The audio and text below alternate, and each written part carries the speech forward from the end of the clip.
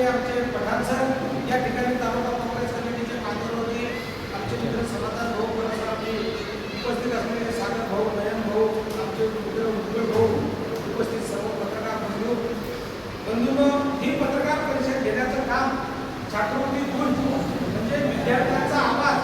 ही का घेण्याची आवश्यकता आली तर आमचे देशाचे नेते आदरणीय विरोधी पक्षाचे नेते आणि युवाचा आधारस्थान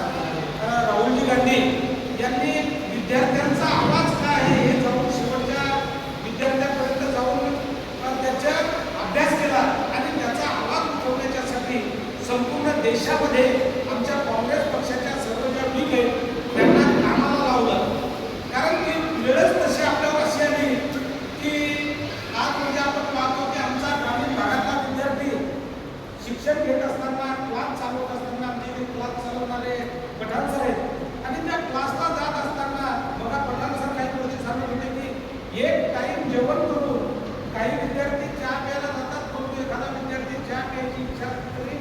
जात नाही. म्हणजे तशा ठिकाणी क्लास करून कॉम्पिटिशनच्या परीक्षा तलाठीची परीक्षा असेल MPSCची परीक्षा असेल शिक्षकाच्या PhDचा प्रश्न असेल या ठिकाणी अभ्यास करणारा तो आमचा जो मुलगा आहे तो मुलगा त्या ठिकाणी घरची अर्धी